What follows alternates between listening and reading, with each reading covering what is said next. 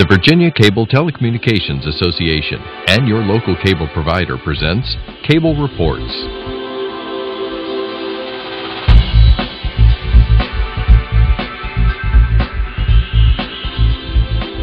Join us now as Cable Reports brings you up to date on current issues facing the Commonwealth through discussions with your local legislators and other policymakers from across Virginia.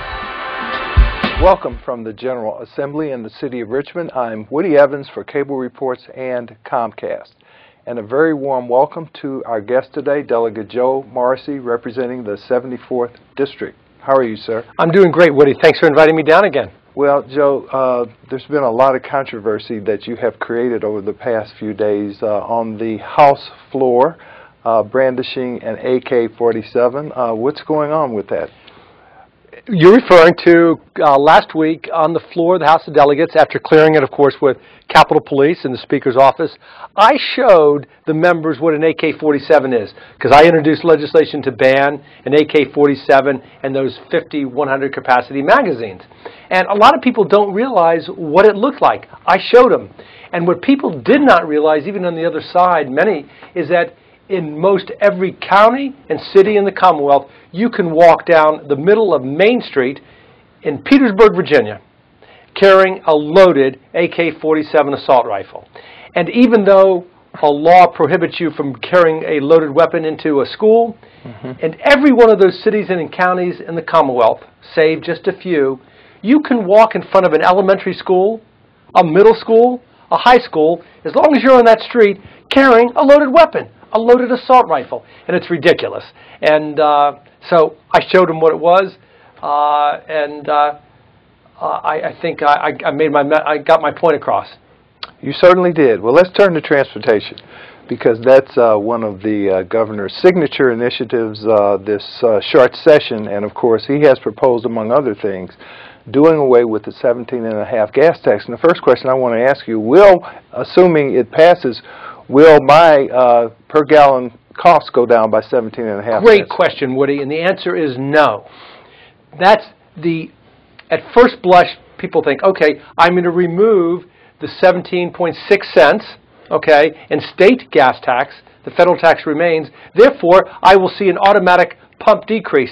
Doesn't work that way. Here's what's going to happen. It's going to be a windfall for the corporations, the manufacturers of petroleum, as well as the retailers. Imagine this. Let's say price is at $3.17 a gallon. Let's say you take away that 17 cents, you're down to $3. How many days, weeks is it going to take it for it to creep up so that you have the crossing of the supply and demand axis? And every major conservative think tank, the Heritage Foundation, Cato, they all say it's ridiculous. And there's a reason no other state in the Union has ever reduced, much less eliminated, a gasoline tax. But it would be wrong for me just to criticize the governor's proposal, and kudos to him for trying, without coming up with a substitute. Good. And those people that say that Republicans and Democrats don't agree and can't get along, I'm here to beg to differ with you. I agree with Senator John Watkins' bill that will increase the gasoline tax, prohibit tolls, and provide a sustainable source of revenue for our roads and our rail. I support Republican John Watkins' bill. I'm encouraging the members of the Democratic caucus to do likewise. So much for saying that we can't get along.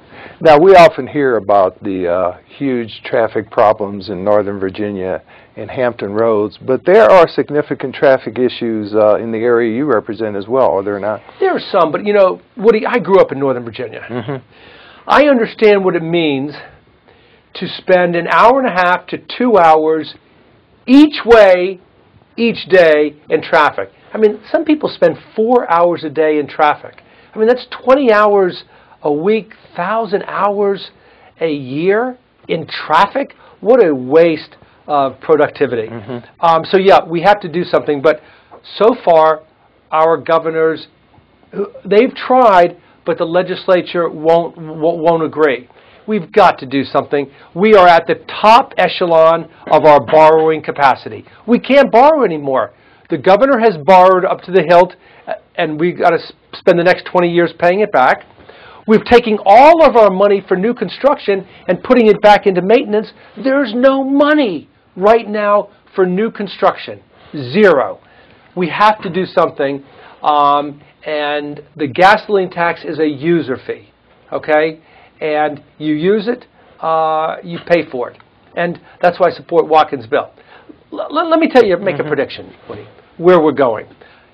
In 10 years, you will be interviewing somebody in this seat, and we will have a tax that's tied to the miles traveled per vehicle. And it's already being promoted in a dozen states, but there will be a tax associated with the number of miles that you drove the previous year, and there'll be a formula including the weight of the vehicle, etc. And that will be a true user fee.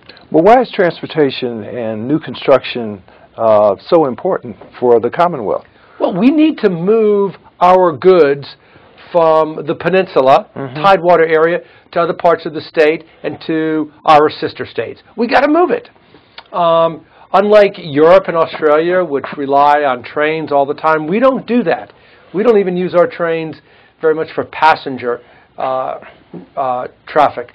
So we need a good infrastructure. You ask anybody who studies this field, what do you need to be a top-tier city, top-tier state? You need two things. You need a sound infrastructure, okay, and you need a great workforce with higher ed that are producing workers for that workforce. We've got the latter, but we need to improve the former, and it's not free. And here's what I tell folks. Let's say that we increased gasoline tax 10 cents. There's some people saying, oh my God, no more taxes. Here's my proposal. You increase it 10 cents. The average person drives 15,000 miles a year and uses 600 gallons of petrol a year. That's $60. But right now, with our horrible roads and our potholes, you know, when you drive, you're like this, right over the wheel. Oh, let me move that pothole. Let me miss that pothole. And we're spending $125 twice a year on an alignment. We're spending $75 to $100 per pop per tire because we're damaging our tires or our rims. Put the money, $60 a year, into our infrastructure, our roads, and we'll have pristine roads. It's a no-brainer. So you're going to pay one way or the other? Of course. And right now you're paying a lot more by having damaged roads. And still, even if we add a dime to our state gasoline tax, we're below many, if not most, of our sister states. Now, what about the increased use of the sales tax to cover whatever loss may occur on the gasoline tax side? Woody, I think it's flawed. Here's why. There are some people who use mass transit or do not have an automobile who do not drive, okay? They're bearing the burden right now. If the governor's increase in sales tax goes in, they're paying more in sales tax for non-food products, but they're not driving. Why is that fair, okay? So I don't agree with increasing the state sales tax. Let that be said. Here's a Democrat not favoring that particular tax. However, I do think that the user fee, a gasoline tax, is the fairest way to go, and we ought to pursue that route, no pun intended, right now. And I think part of the metric here relates to maintaining the Commonwealth's reputation as having a very positive, business-friendly environment. And without good roads, you can't maintain that environment. Good point. Companies are coming in, and they've got a hodgepodge. Do we move to Pennsylvania? Do we move to Maryland? Or do we want to consider the Commonwealth of Virginia with its close ties to Washington, D.C.?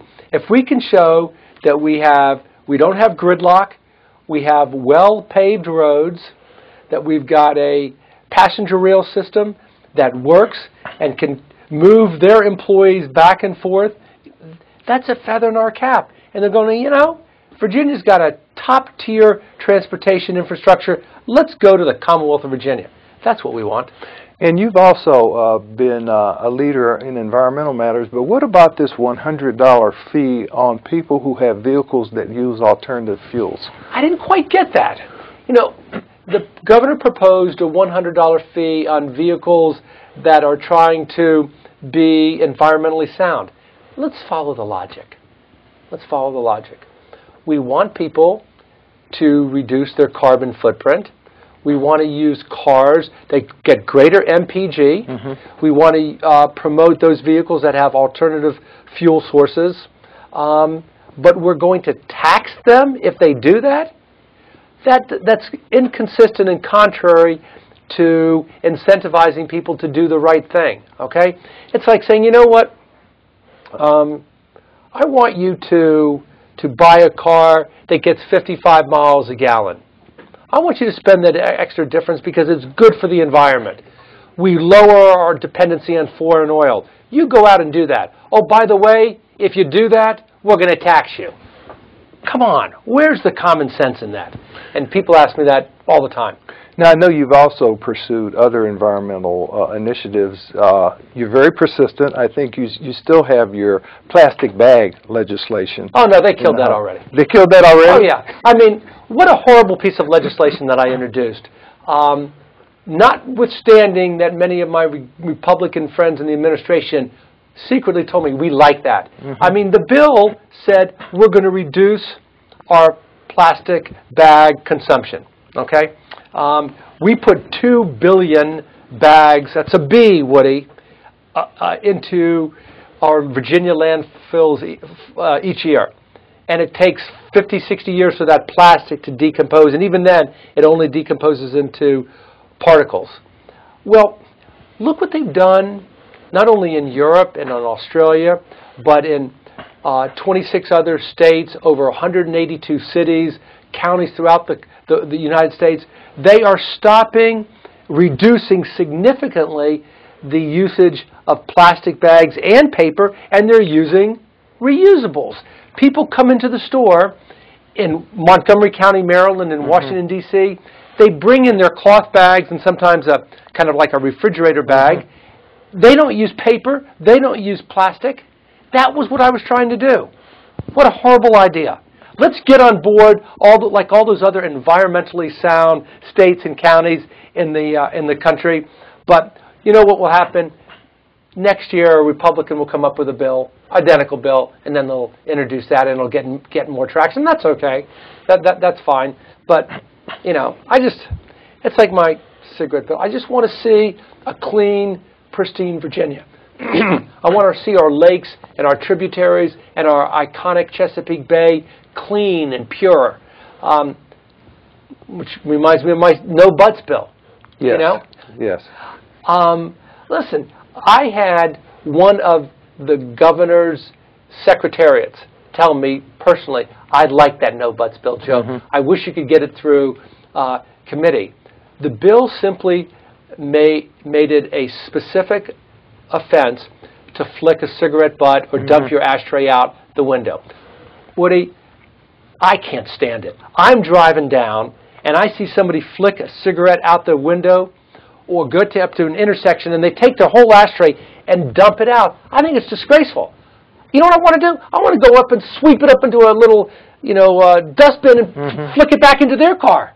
You know, they want to have a clean car in a crappy environment. And it's okay to do that. Make it a specific offense.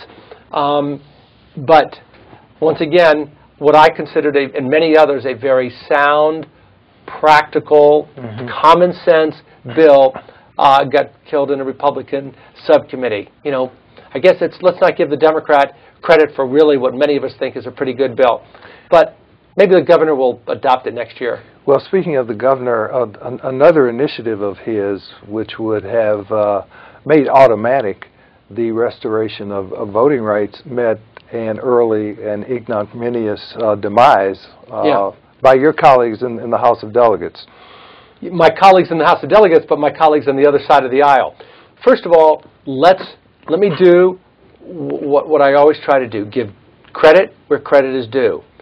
Kudos to Governor McDonald Lieutenant Governor Bowling, and Attorney General Cuccinelli, all three the titular heads of the Republican Party got behind this bill for automatic restoration of rights, something that I have been championing since I came into the General Assembly.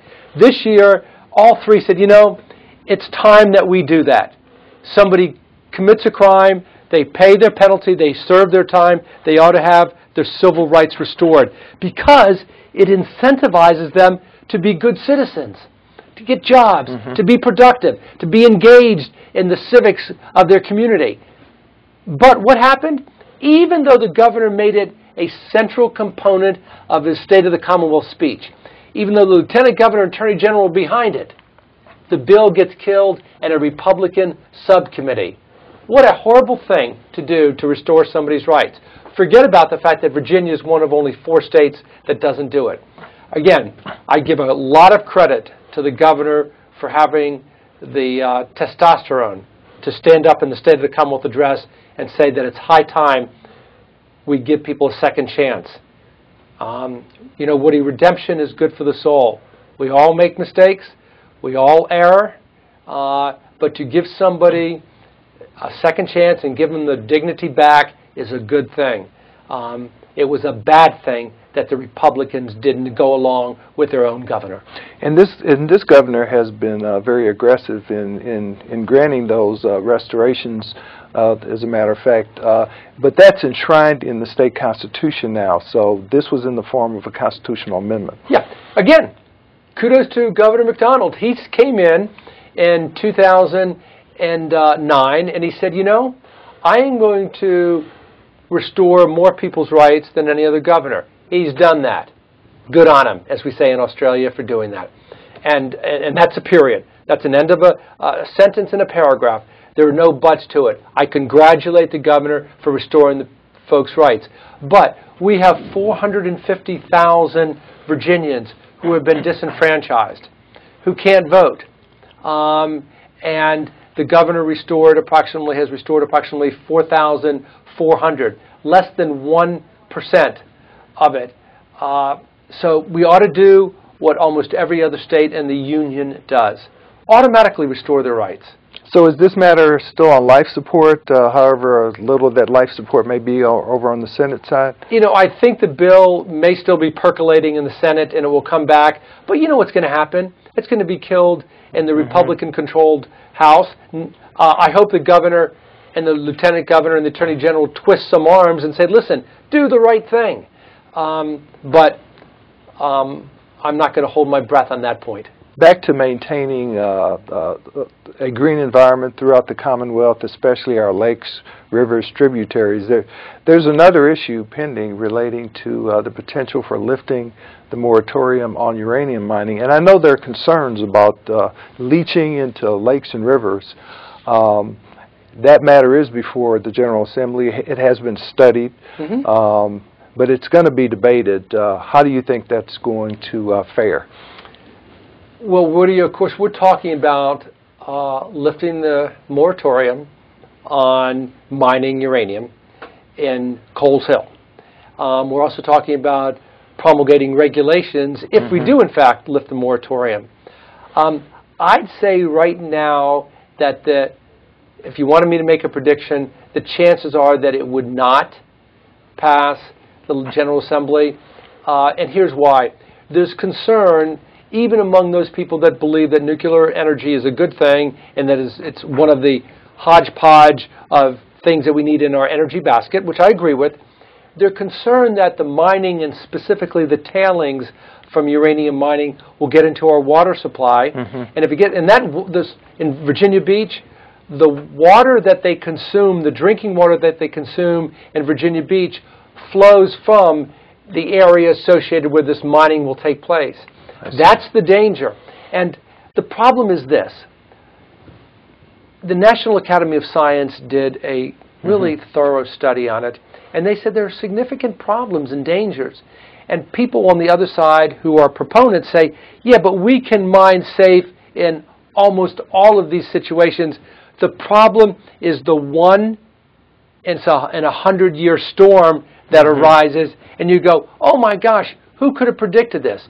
Well, down in Florida when we had the Gulf spill. It was a 1 in 100 year storm.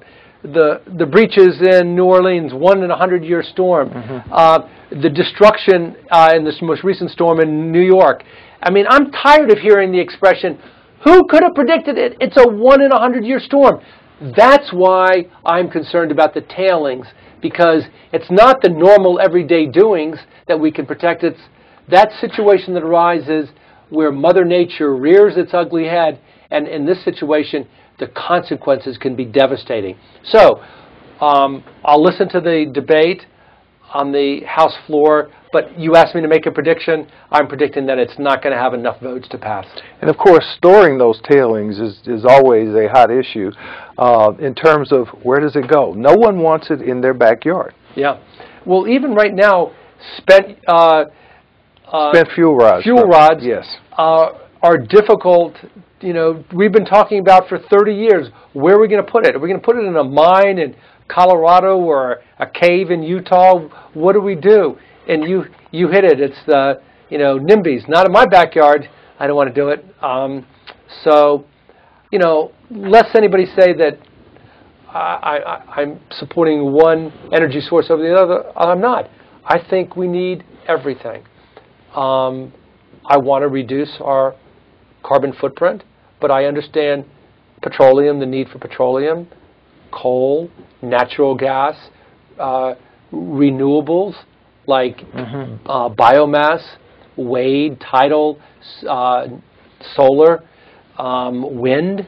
That's all got to be part of the package.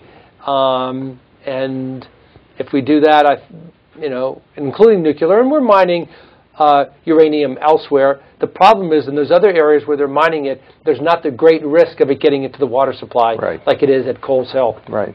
Last year, the U.S. Supreme Court upheld the Affordable Care Act. In doing so, however, it gave the states a lot more flexibility in terms of Medicaid. And of course, the Commonwealth is faced with two distinct issues. One deals with the expansion of Medicaid to cover more residents who can't afford health care, and the other is the creation of an exchange. Talk to us about those two issues. Okay. Well, first of all, expanding Medicaid to take care of those people that don't have it is a good thing. I mean, that includes over 250,000 Virginia children that would have no insurance. I mean, we've got to take care of them. The federal and again, I am no liberal Democrat. I'm a very moderate Democrat. I don't believe that government is the solution to every problem. However, when it comes to the have-nots, the people that can't help themselves, are intellectually challenged, are physically challenged, yeah, government should step in there. And those people who don't have the resources, poor people who need to avail themselves of Medicaid, I think we need to help them. And here's the bottom line, Woody. It's as simple as the following example.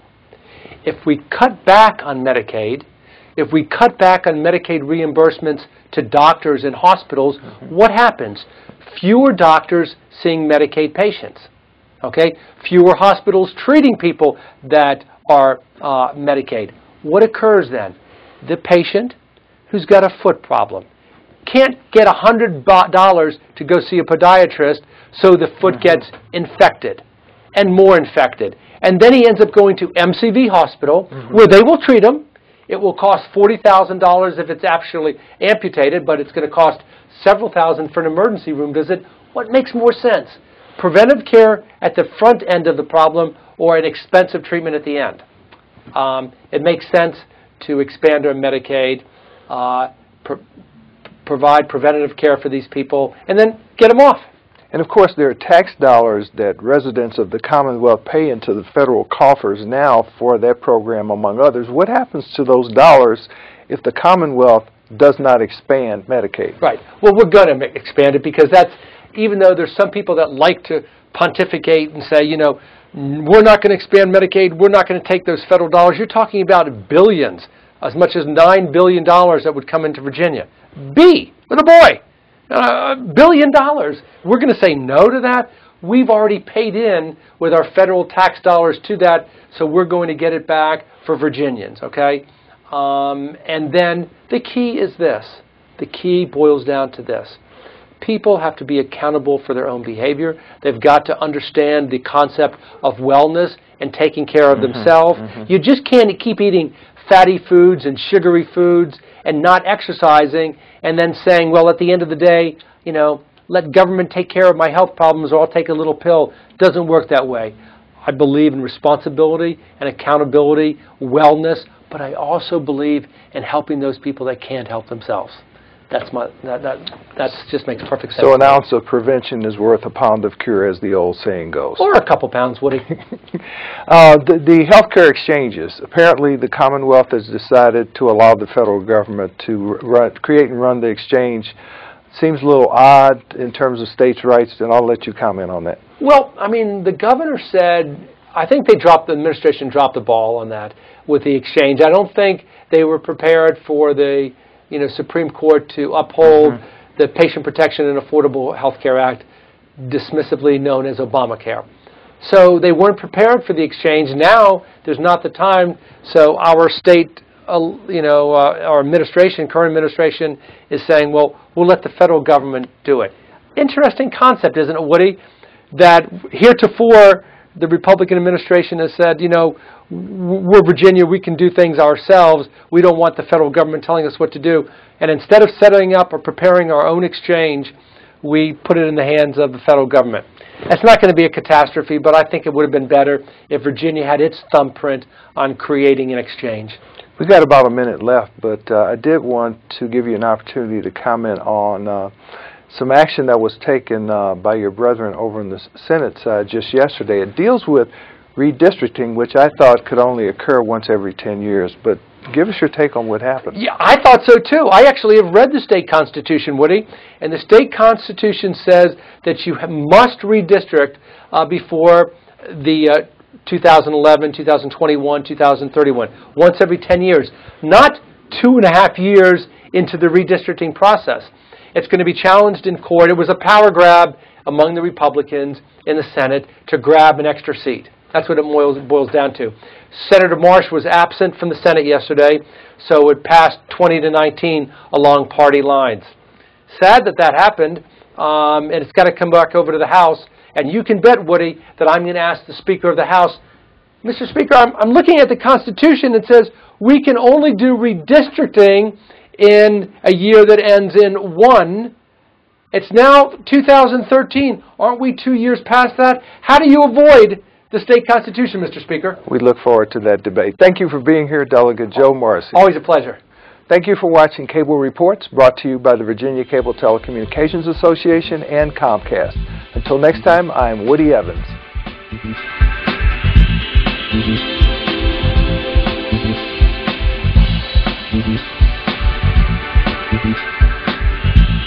Mm-hmm.